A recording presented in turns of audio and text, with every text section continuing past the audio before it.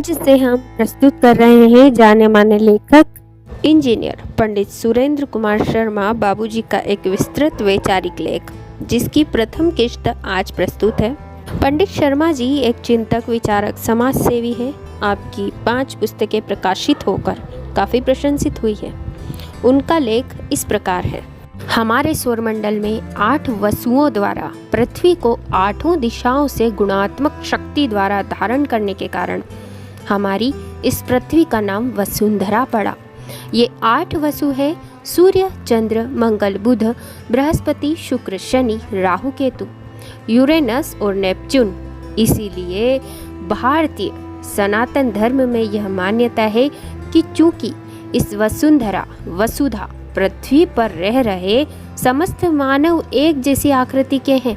अर्थात 2 पैर, 2 हाथ, 2 कान, 2 आँख, 1 नाक, 1 जिह्वा, चौड़ा ललाट, एक जैसे माथे पर बाल, एक जैसी जनेंद्रियां, एक जैसी कर्मेंद्रियां और एक जैसी ज्ञानेंद्रियां युक्त पृथ्वी पर रह रहा कोई भी कैसा भी रंग रूप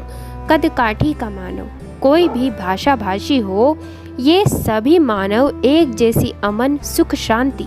और आनंद की कामनाओं के साथ अपने अपने परिवारों की जिम्मेदारी का निर्वाह करते हुए ये सभी निर्भय होकर सुकून के साथ अपना जीवन बिताना चाहते हैं। इसलिए पृथ्वी पर भिन्न भिन्न देश, काल, परिस्थिति और भिन्न भिन्न भौगोलिक, प्राकृतिक एवं भिन्न भिन्न परिवेश होने से भले ही उन मानवों के दिखने में एक जैसा रंग एवं एक जैसी उनकी आकृति न भी हो, तब भी वे सभी अपनी अपनी पत्नी, संतान, माता पिता, रिश्तेदारों के साथ जीवन यापन के लिए भिन्न भिन्न उपायों से अपने परिवार को आहार, पूर्ति, निवास हेतु आवास, सुरक्षा, शिक्षा और संस्कार देकर अपनी संतानों को सभ्य, सुशिक्षित,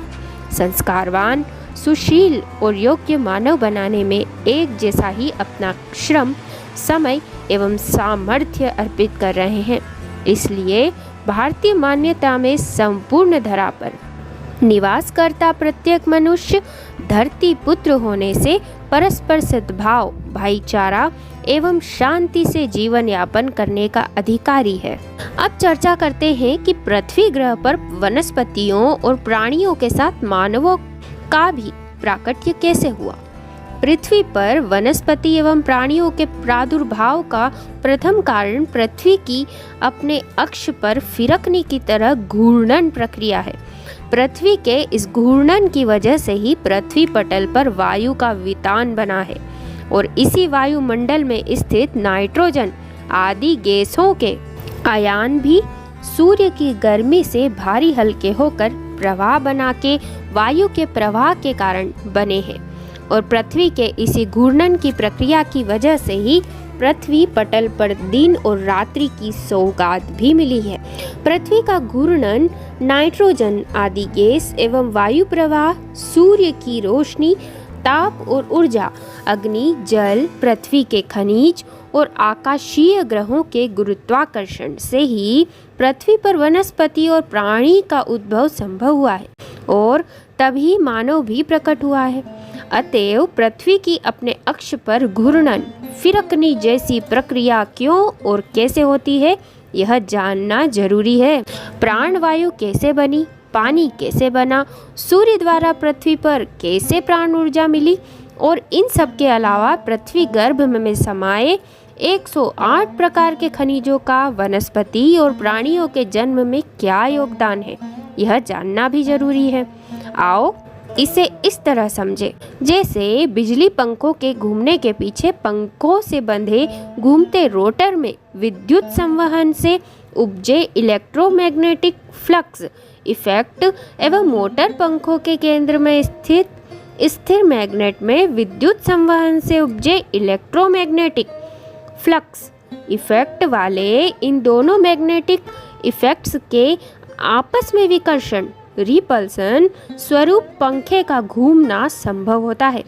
वैसे ही पृथ्वी केंद्र में उत्सर्जित मैग्नेटिक चुंबकत्व जो पृथ्वी पटल पर 8 दिशाओं पूर्व, पश्चिम, उत्तर, दक्षिण दिशाओं एवं इनके ईशान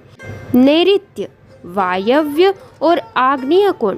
पर पृथ्वी से उत्सर्जित मैग्नेटिक लाइंस ऑफ फोर्स और स्थिर सूर्य एवं इसके इर्द गिर्द भ्रमण करने वाले 7 ग्रहों सहित कुल 8 वसुओं ग्रहों से उत्सर्जित मैग्नेटिक फोर्स चुंबकीय बल में विकर्षण रिपल्सन होने के परिणाम स्वरूप पृथ्वी का अपने अक्ष पर घूर्णन संभव होता है। पृथ्वी के इसी वेग पूर्वक अपने अक्ष पर घूर्णन के कारण 24 घंटे में एक घूर्णन एवं पृथ्वी तल का लगभग 1700 किलोमीटर प्रति घंटा की गति से घूर्णन होने के कारण पृथ्वी पर वायुमंडल भी बना है, जिसमें नाइट्रोजन एवं अन्य जैविक गैसों के अयानों के सूर्य ताप से हल्के होकर प्रवाहित होने से वायु का बहना कहलाता है। हमारे इसी पृथ्वी ग्रह के साथ ही सूर्य एवं सूर्य की परिक्रमा लगाते अन्य 7 ग्रहों के चुंबकत्व में बंधी पृथ्वी भी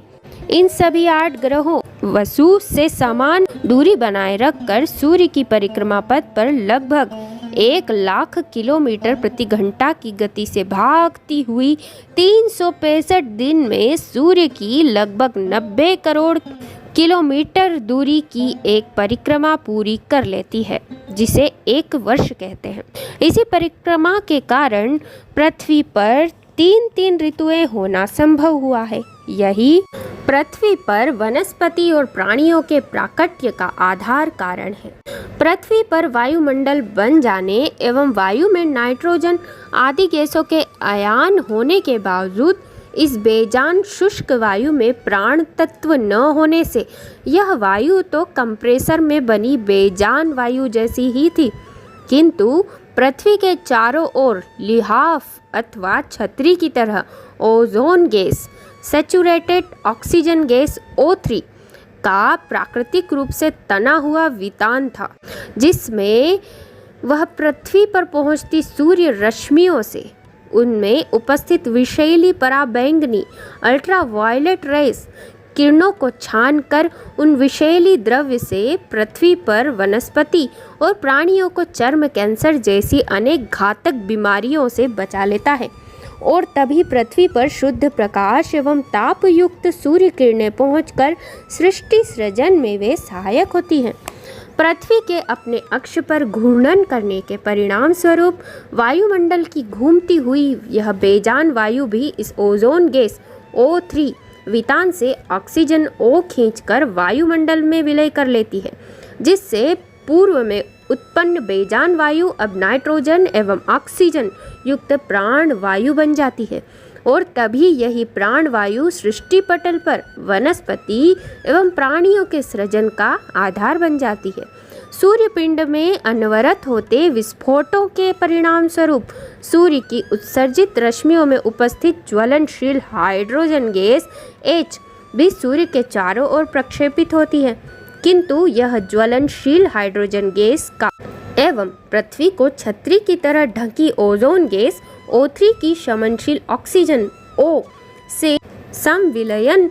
होने पर ये दोनों गैस पानी का अणु H2O बना लेती है, जो आर्द्रता पाने से बरसकर पृथ्वी के बड़े गहरे गड्ढों में भर जाने पर समुद्र का रूप बना है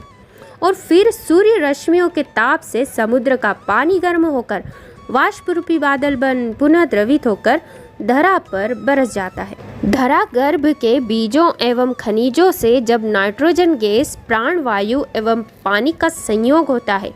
तब आकाशीय सूर्य चंद्र मंगल बुध बृहस्पति शुक्र एवं शनि आदि ग्रहों के एवं पृथ्वी के भी गुरुत्वाकर्षण का आपस में मिलकर साम्य हो जाने पर